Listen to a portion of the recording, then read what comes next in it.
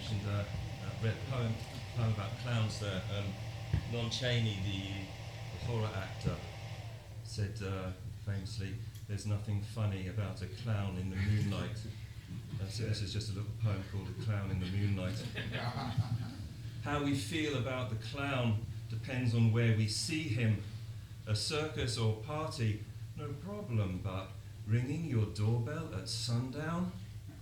That clown is a psycho killer, a mirror of your fears, knocking the world out of kilter, and his laughter shears.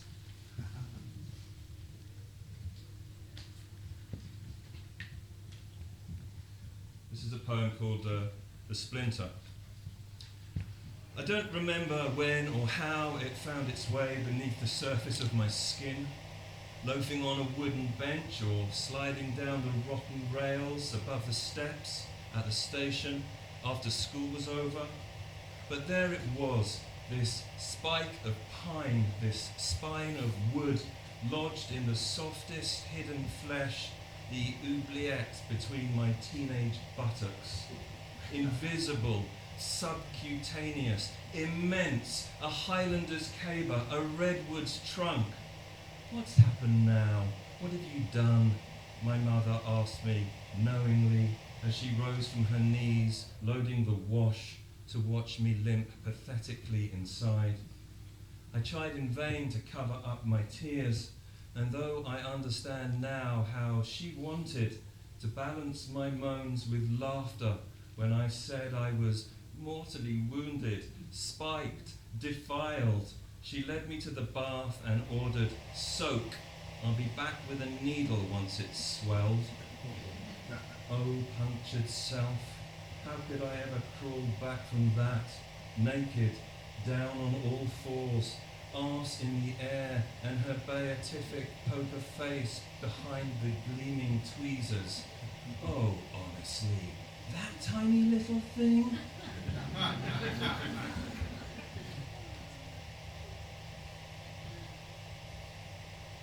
This is a book called Bloodlines, and most of the poems in it are about the human body or about medicine, the history of medicine. There's quite a lot of medicine in Chaucer's Canterbury Tales, so I took some liberties with a couple of passages from that. This is the Doctor of Physic from the prologue to the Canterbury Tales. We took a doctor with us on our way. He understood the laws of surgery much more than most. There wasn't anyone with more than him to say on medicine. He knew about the heavens and had learnt the precise timings and exact treatments prescribed by the heavens and stars. He'd read to you your medical chart or horoscope to find the what and why of any illness, hot or cold, wet or dry, where it was seated and what was its form, blood or bile, melancholy or phlegm. He was a master. He'd get to the core of what was up and proffer you the cure too sweet. His peddlers of potions and balms were close at hand to grease each other's palms. He studied masters like Dioscorides and quoted freely from Hippocrates, Halley, Averroes and Constantine. I think he was a vegetarian. He ate small meals only and organic. He wasn't spiritual, but wore a cloak of red and blue taffeta trimmed with mink. I never once saw him buy a man a drink, despite the wealth he'd totaled from the plague. Gold's good for the health, was all he cared to say.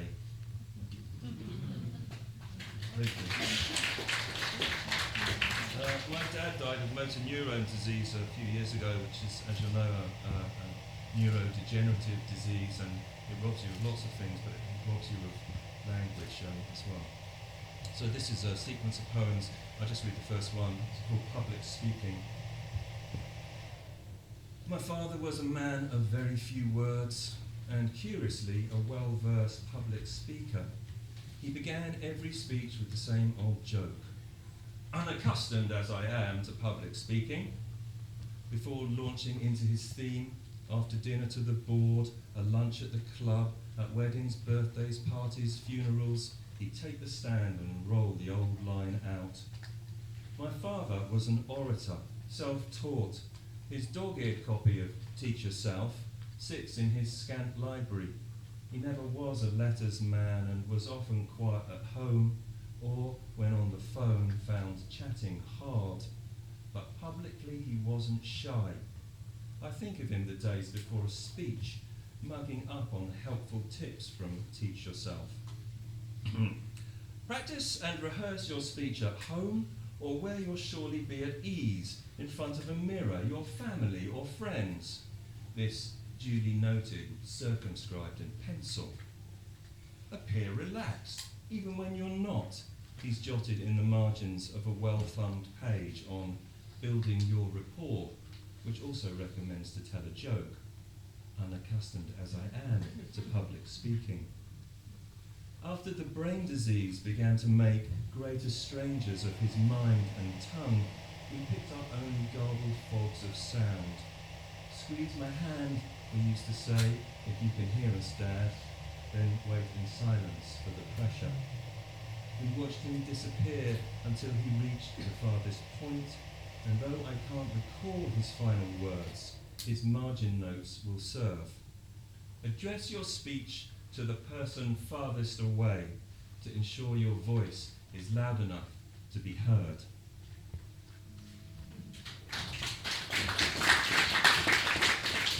And now for something, as they say, completely different.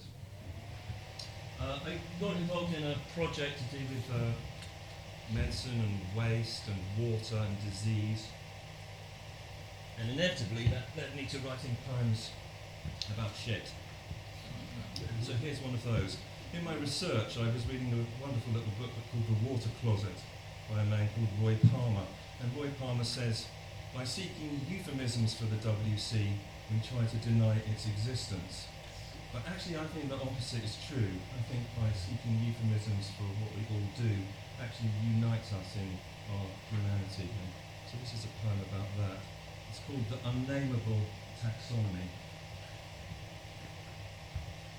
When man or woman, boy or girl, has to answer nature's call, it may go well if you repeat this litany upon the seat with devotion and sincerity, the unnameable taxonomy. Call it going to the house of ease, the house of office, the WC, the thinking room, the bog, the loo, the fortress of your solitude, the bog house, Jake's, the plain privy, the washroom or the lavatory, the ladies' gents, the smallest room, the John McCann, the powder room, the outhouse, restroom, house of honour, the house of mourning, the throne, the crapper, the guardrobe, necessarium, the pot, the potty and the hole, the Vladimir, latrine, the bowl. Call it seeing a man about a horse, dropping off your hazardous waste, dropping the kids off at the pool, an evening at the Super Bowl, having the daily AM/BN, exercising all your demons, shooting out a game of craps, dropping anchor, checking the pipes, catching up on some piled up reading, evacuating the crowded building. Call it room 101 or number 2, auditing assets, doing the do, taking some weight off your troubled mind, seeing how things turn out behind. Paying the band, feeding the fish. Call it making a special wish. Call it bombing the bowl, growing a tail, dropping a biscuit in the pail, planting corn, doing the dog, worshipping the water gods. It's balancing the daily budget, blowing on the morning trumpet, putting all your thoughts on paper, sparking up the ring of fire. And when you have intoned this prayer, then you might much better fare. Unnameable, good day to you. God guide you to a how do you do with earth and what the whole world knows. Now, visit the garden and pluck a rose.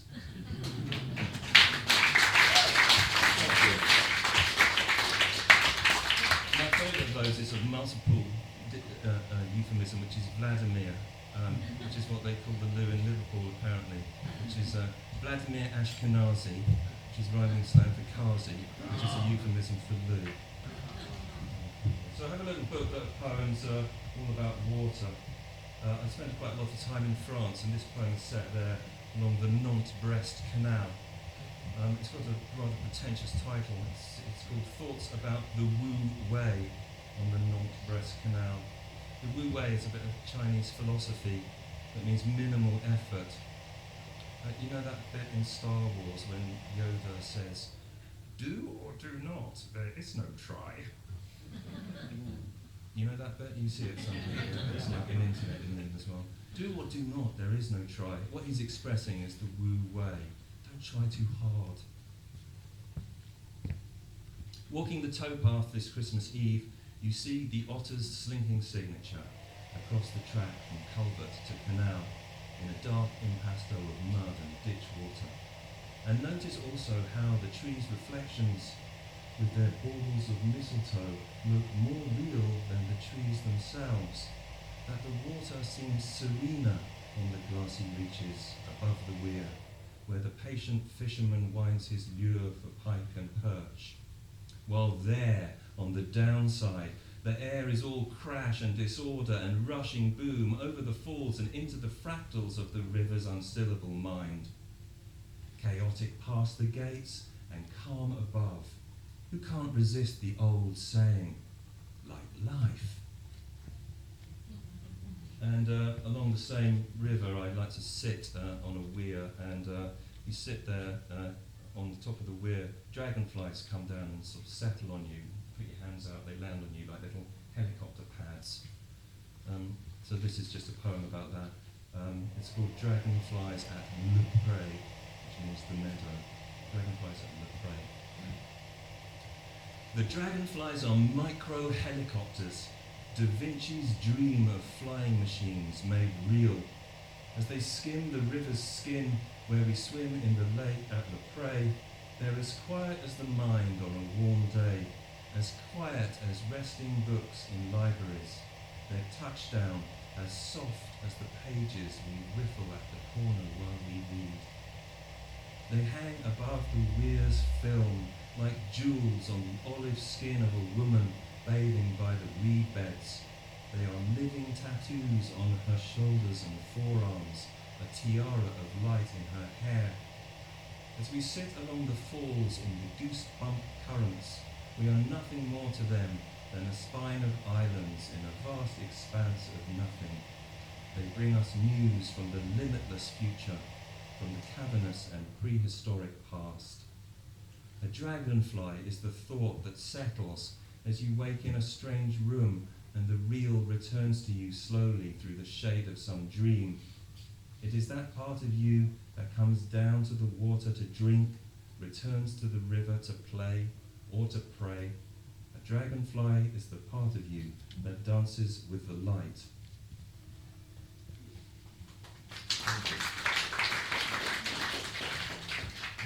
I'll read a few poems from this book, Exurbia. Suburbia, we all know what that is, and exurbia is the sort of bit that's added on to suburbia, the sort of final outlying parts of towns and cities.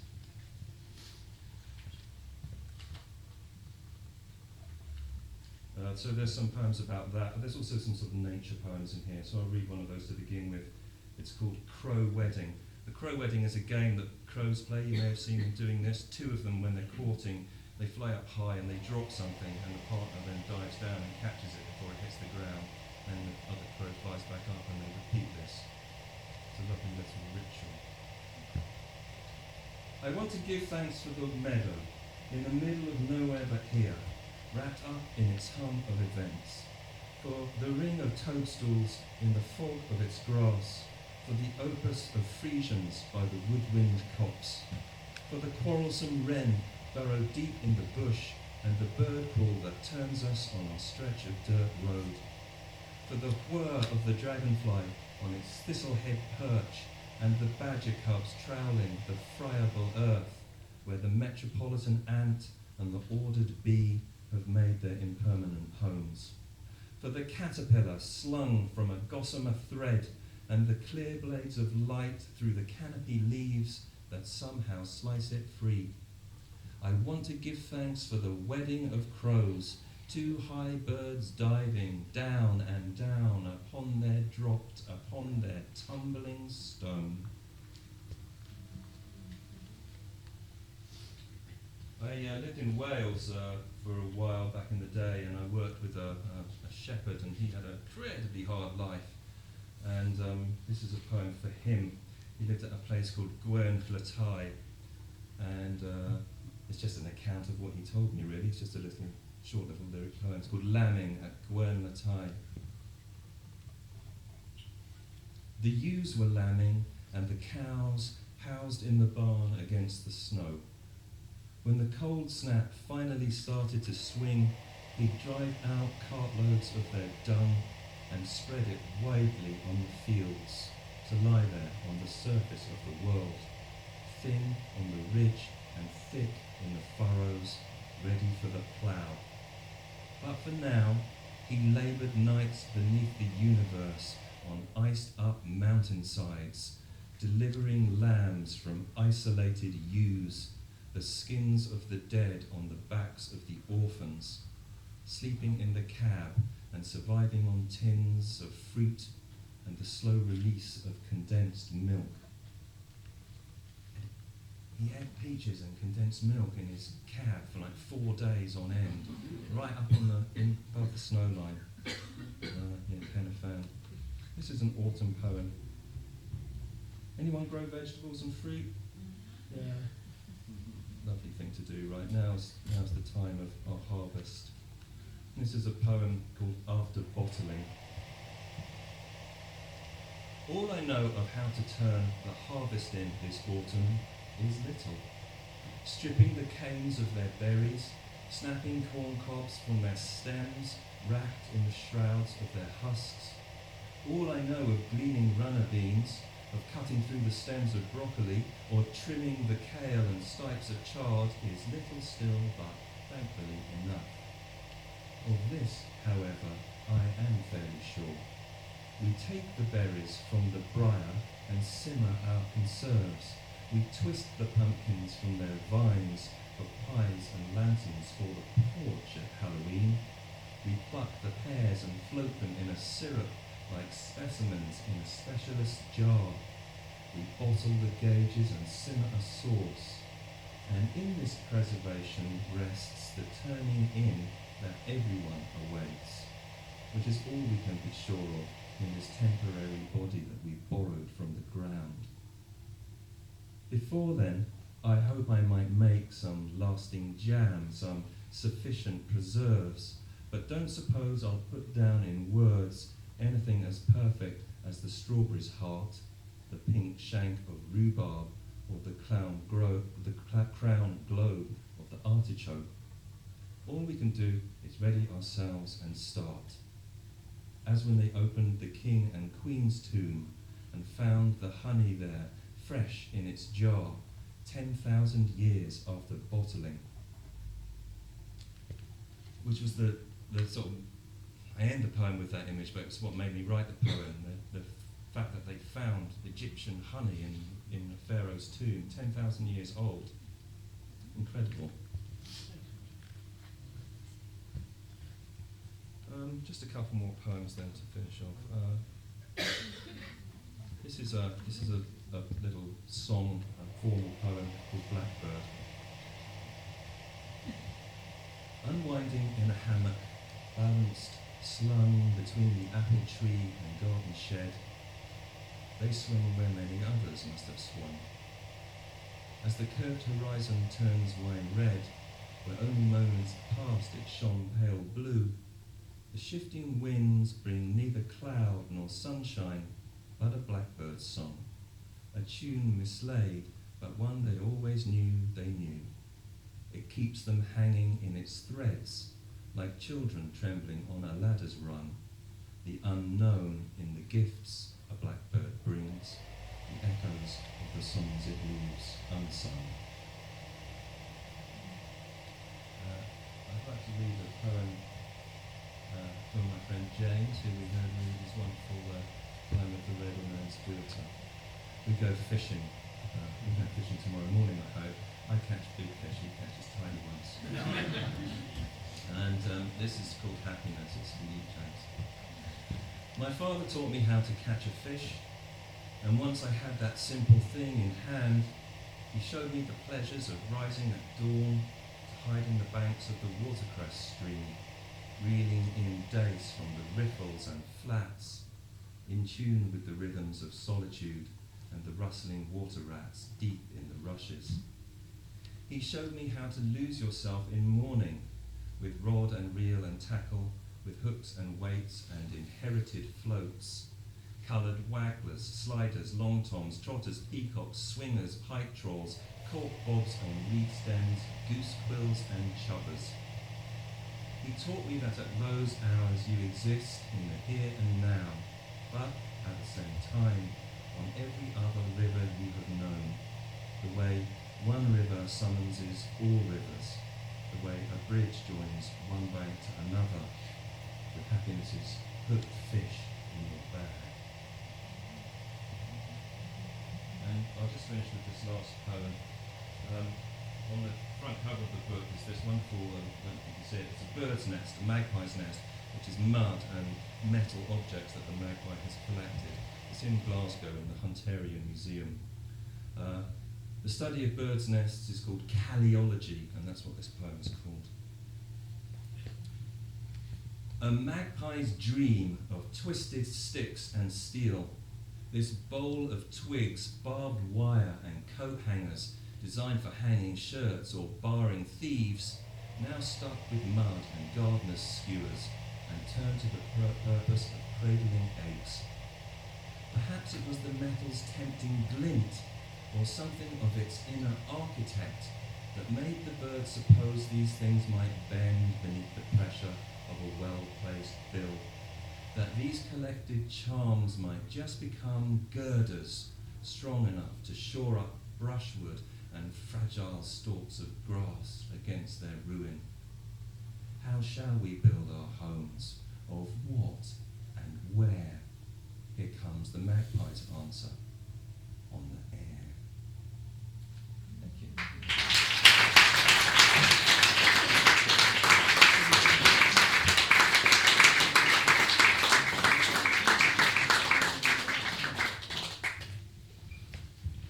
Thank you very much, Anna. And we're coming to the last slot of the poetry and the jazz, and we need the band. We don't need microphones, do we? So we'll go in the front.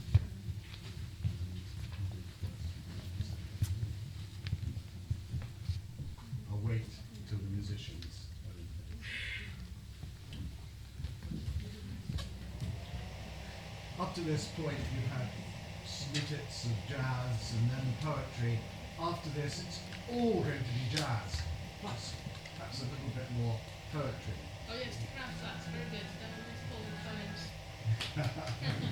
But you may have seen the tiger art display, and there's a tiger beside me here, and we couldn't really have poetry at Blakefest without some Blake.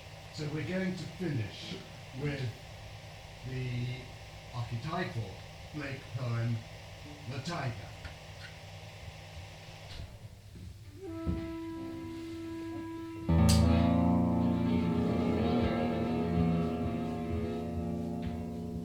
Tiger, tiger, burning bright in the forests of the night.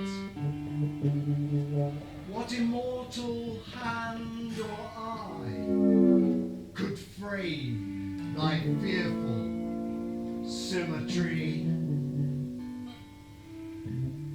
In what distant deeps or skies burnt the fire of thine eyes? On what wings dare he aspire? What the hand dare seize the fire? And what shoulder and what art could twist the sinews of thy heart? And when thy heart began to beat, what dread hand and what dread feet? What's the hammer? What the chain? In what furnace was thy brain? What the anvil?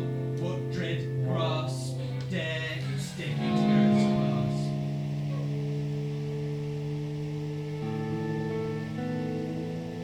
When the stars threw down their spears and watered heaven with their tears, did he smile his work to see?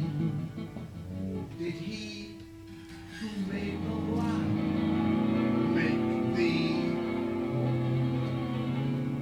Tiger, tiger burning bright in the forests of the night. what immortal hand